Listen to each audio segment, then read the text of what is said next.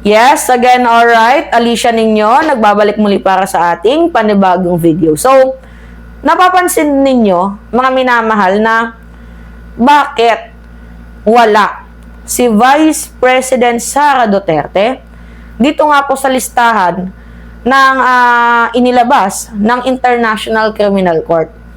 'Di ba? Na alam naman natin na itong si Sara Duterte ay isinuplong ng dating allegedly hitman ni former President Duterte na si Arturo Las Cañas at itong si Edgar Matobato.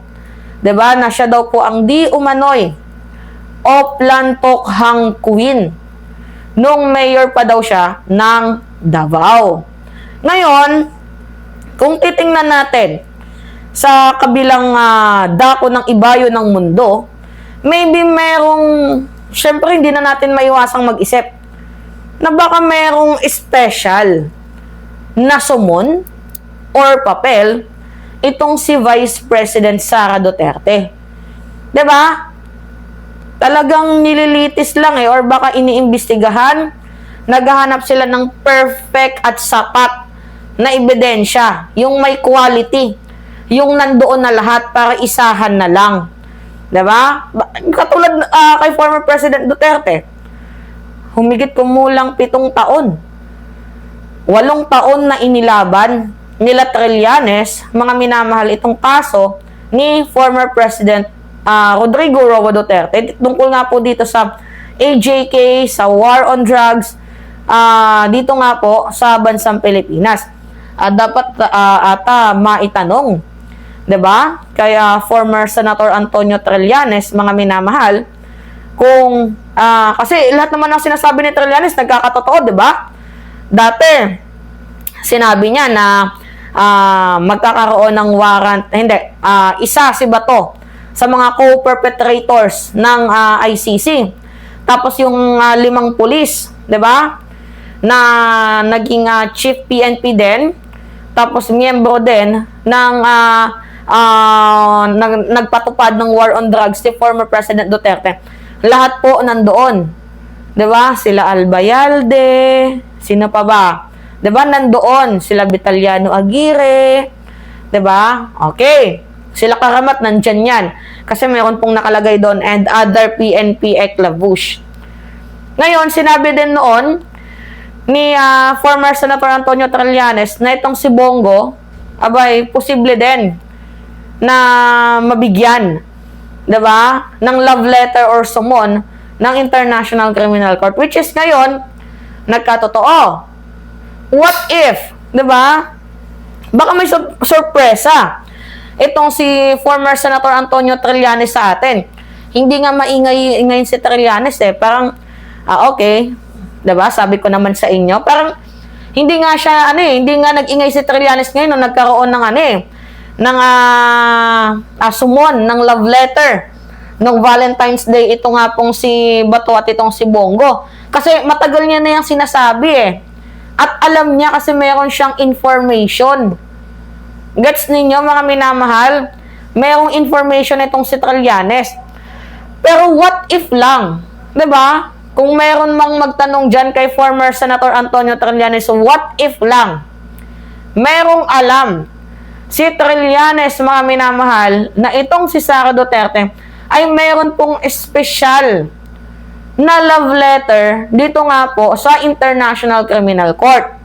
Kasi 'di ba? I think tinulungan din ni Trillanes itong si Edgar Matobato at itong si Arturo Las Cañas na makaalis ng bansang Pilipinas. 'Di ba? Tinulungan din nila 'yan. So what if? 'Di ba? Isipin lang natin. Di naman natin sinasabi na totoo, pero what if, 'di ba?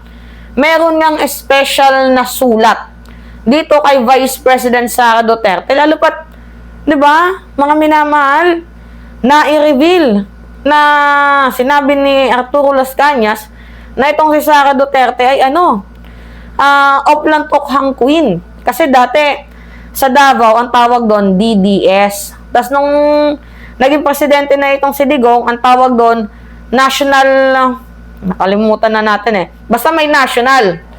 So mas lumaki yung yung Davao Death Squad ni former President Duterte, 'di ba? Eh itong si Sara Duterte medyo umabuso din sa kapangyarihan. Meron ngang kwento itong si Las Cañas na Dumoy, 'di ba? Doon daw nila tinetegi yung mga Chinese, 'di ba? Tapos meron din silang factory ng pinagbabawal na gamot na ine-export throughout the country. Ang daming expose ni Arturo Las Cañas, mga minamahal, 'di ba? Tapos ang tawag nga nila dito kay Digong, Superman, 'di ba? Tapos kay Sara Duterte, of Lantokhang Queen, kasi siya yung nagpatupad 'di ba? So iniisip ko, kaya siguro ata hindi kasama. Kasi nagtataka din naman ako, ba't hindi kasama yung pangalan ni Vice President Sara Duterte diyan sa International Criminal Court? Eh lahat ng sinabi ni Las Cañas nandyan nakalagay. Mga minamahal, nandyan nakalagay, naka-intact. Diyan nga po sa papel ng ICC yung mga pangalan, no? 'Di ba? Nandyan si Bongo, si Bato, nakalagay diyan. Pero si Sara wala. So mapapag-isip-isip din kayo kahit ba't wala, 'di ba? Alam ko sumagi din 'yan sa isip ninyo.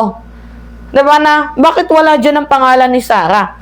Pero what if, 'di ba, mga minamahal, si Sara Duterte pala ang last card. Oo.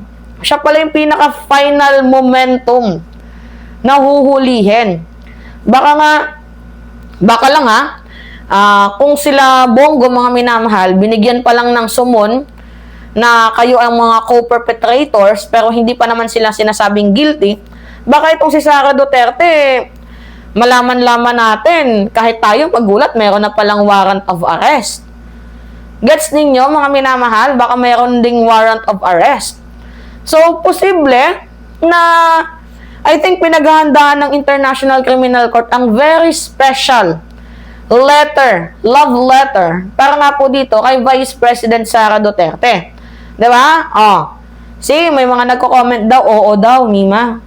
'Di ba? So sabi ko naman sa inyo hindi natin, pero sigurado ako na mabibigyan din ng bagsak 'yan si Sara. Hindi man ngayon, pero hindi natin sinasabing sigurado tayo, pero ang atin lang mayroong posibilidad.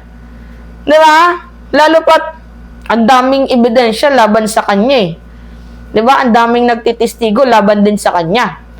So, sana 'di ba, magsalita itong si Trillanes na itong si Vice President Sara Duterte ay meron ding love letter galing sa International Criminal Court, or baka sorpresa, 'di ba? Pwedeng ganon.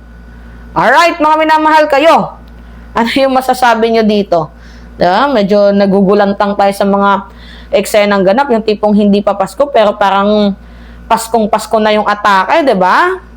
See? Alright, pahingi lang ako ng comment, mga minamahal.